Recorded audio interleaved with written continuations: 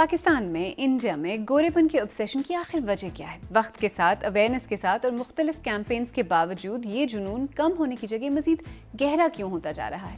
اور اگر یہ پرینکا چوپڑا اور آمنہ الیاس جیسی خواتین کو بھی متاثر کر رہا ہے تو ایک عام لڑکی کی اسٹرگل کیا ہوتی ہوگی؟ سے پھینکنے سے، پیسہ لگانے سے آپ کو صحت مند سکن نہیں ملے گی، ہیلدی سکن نہیں ملے گی. آپ نے بڑا اپروپریٹلی اور وائزلی اور احتیاط سے چلنا ہے، کیونکہ آج کل اس طرح کے ٹریٹمنٹ صرف ڈاکٹر نہیں آفر کر رہے، سیلونس پہ بھی آفر ہو رہے ہیں، گھروں میں بھی لڑکیاں آ کے یہ باجی میں کر دوں گی آپ کا treatment. So don't get into this trap.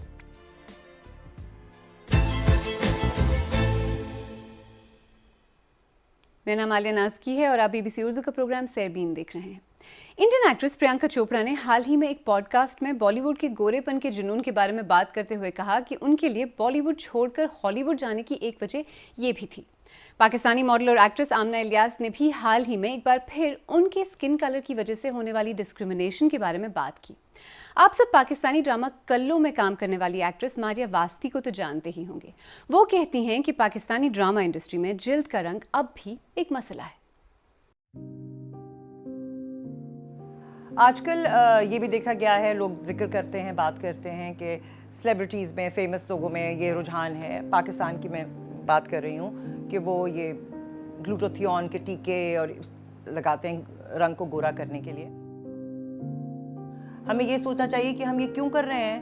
اللہ نے اگر آپ کو ایسا بنایا ہے تو کوئی کا ریزن ہوگا، اور اگر آپ اپنے آنکھوں کا اور منہ کا اور اپنا رنگت کو چینج کرنا چاہتے ہیں تو کہیں یہ کوئی آپ کے اندر کوئی کمپلیکس یا کوئی مسئلہ تو نہیں ہے جس کو اس طریقے سے آپ کور اور ڈیل کرنے کی کوشش کر رہے ہیں. تو آئی تھنک آپ کو اس کو پہلے ڈیل کرنا چاہیے. کالی رنگت یا گوری رنگت کا کمپلیکس، یا پھر آپ کے ویمن ایمانسپیشن کے ٹاپکس ہوں. اس طرح کے بہت سارے ڈراموں میں نے کام کیا ہے جس کے اندر انٹرٹینمنٹ تو ہو ہی، لیکن اس کے اندر کوئی آگاہی بھی ہو، کوئی تھاٹ پرووکنگ بات ہو، کوئی سوال آپ کے ذہن میں ضرور رہ جائے. تو پاکستان میں فیئرنیس کا یہ obsession کتنا عام ہے اور کس حد تک پہنچ گیا ہے؟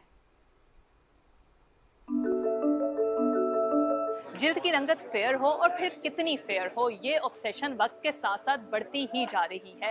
اگر کمپلیکشن ڈارک ہے تو سوشل پریشرز جلد ہی آپ کو انفیریورٹی کمپلیکس میں مبتلا کر کے ہی دم لیں گے، اور رنگت کی بنیاد پر ڈسکریمنیشن بھی ختم ہونے کا نام ہی نہیں لے رہی، اور خاص طور پہ خواتین اس مسئلے کا سب سے زیادہ شکار نظر آتی ہیں. سب سے زیادہ جو دکھ کی بات ہے وہ یہ ہے کہ بچیاں اتنا بول نہیں رہی ہوتی ہیں. جو چھوٹی بچیاں ہیں، ینگ بچیاں ہیں، school going, college going, university going, ان کی مائیں آتی ہیں ہمارے پاس، جو کہ سب سے افسوس کی بات ہے.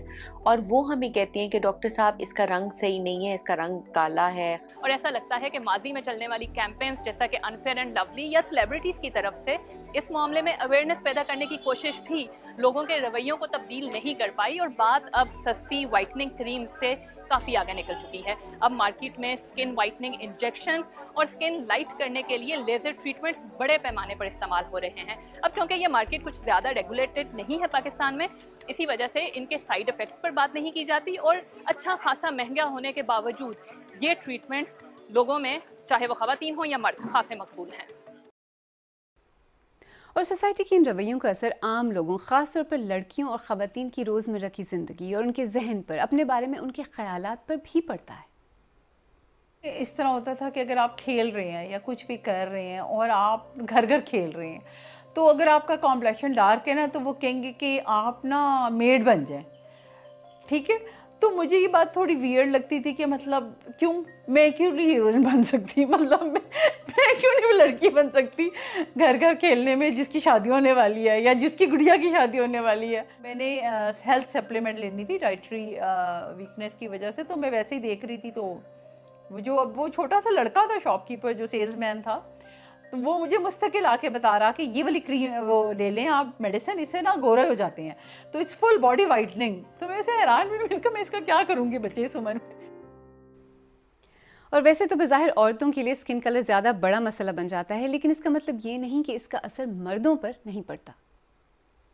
جملہ تو نہیں کہہ سکتے، جملے کہہ سکتے ہیں بہت سارے، جیسے کالا، اور بھنگی، اس طرح کا مجھے عجیب سے کالا دجال یا اس طرح کے لفظ بولے جاتے ہیں اور کہا جاتا ہے کہ آپ افریقہ کے ہیں یا کہاں کے ہیں. آپ ان کے ساتھ بحث تو نہیں کر سکتے, آپ اگنور کر سکتے ہیں ایسی چیزوں کو. اگنور تو کیا ہے, لیکن وہ جب ہمارے دماغ پہ سوار ہو جاتی ہیں چیزیں تو ہم بھی کوشش کرتے ہیں کہ ہم کوئی گورے ہوں. تو میں نے بھی بہت ساری کوئی نائٹ سیم ہوتی ہیں جیسے گورا پن آتا ہے, اس کو بھی نہیں یوز کیا الگ الگ کمپنی کے, اور لوگ کہتے ہیں کہ گلوٹاتھیون کے انجیکشنز لگوا لو, اس سے گورے ہو جاؤ گے.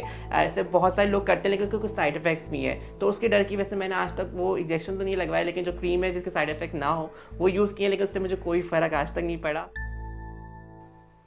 اور اب تو ہمارے ملکوں میں فیئرنیس انڈسٹری ایک بہت بڑی صنعت بن چکی ہے.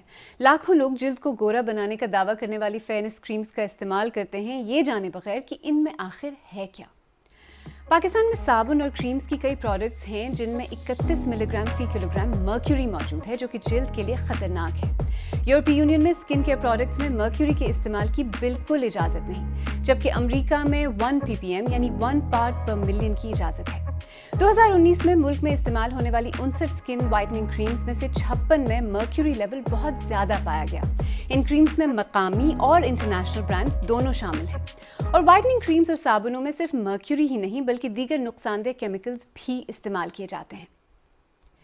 ویسے پاکستانی حکومت بیوٹی انڈسٹری کو ریگولیٹ کرنے کی بات اور کوشش تو کر رہی ہے, لیکن فی الحال ان انگریڈینٹس کے منفی اثرات اور سائیڈ ایفیکٹس واضح ہیں. اس کے باوجود لوگ اب تک گورے پن کے اس سراب کے پیچھے کیوں بھاگ رہے ہیں؟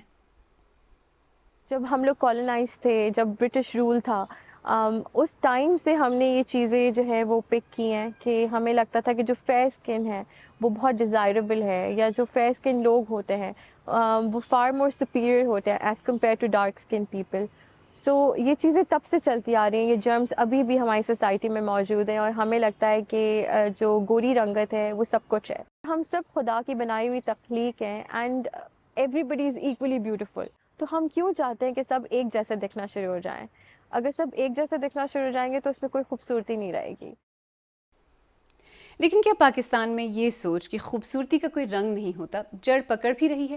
لوگ کیا کہتے ہیں, جلد کا رنگ اب بھی کتنا اہم ہے؟ پرپوزل تو پھر بہت زیادہ لڑکیوں کے کمپلیکشن کے بارے میں بات کی جاتی ہے کہ ابھی بھی ہمارے جو ایجڈ لوگ ہیں ان کو یہ ہوتا ہے کہ ہماری جو بہو ہے اس کو کمپلیکشن فیئر ہو. ایشو یہی ہے کہ مردوں کی ایون سوشل اکنامک کلاس کو ان کی کمپلیکشن اور ان کی اسکن کتنی پیمپرڈ ہے اس سے جج کیا جاتا ہے. جو پروڈکٹس نہیں یوز کرتے, موسٹلی میلز بھی آپ دیکھیں کہ فلٹرز کے تھرو اپنی ویڈیوز بنا کے اپلوڈ کریں. اگر کوئی کہے کہ نہیں یہ میٹر نہیں کرتا تو آبویسلی میں اس چیز کو نہیں مانتا میٹر کرتا ہے یہ چیز. کیونکہ جب اب یلو اور بلیکش میں ہوتے ہو تو پھر وہ بہت کمپلیکس رہتے ہیں کہ باقی لوگ زیادہ پیارے لگ رہے ہیں, میں پیاری نہیں لگ رہی. مسئلہ یہ ہے کہ ہماری سوچ میں, ہماری زبان میں, ہمارے پاپولر کلچر میں گورے رنگ کو اس قدر بہتر, خوبصورت اور ڈیزائربل دکھایا جاتا ہے کہ گورا ہونا خود اپنے آپ میں خوبصورتی کی ڈیفینیشن بن گیا ہے. اور اس سوچ کے پیچھے صرف جنوبی ایشیا کی کلونیل تاریخ ہی نہیں, ماہرین تو کہتے ہیں کہ اس کی جڑیں کاسٹ سسٹم یعنی ذات پات سے بھی ملتی ہیں. اب اگر کوئی چیز سینکڑوں برس سے آپ کی مجموعی سوچ کا حصہ بن گئی ہو تو ظاہر ہے اس سائیکل کو توڑنا آسان نہیں ہوتا, لیکن اسے توڑے بغیر اگلی نسلوں کے لیے اس کمپلیکس سے نکل کر آگے بڑھنا بھی مشکل ہے.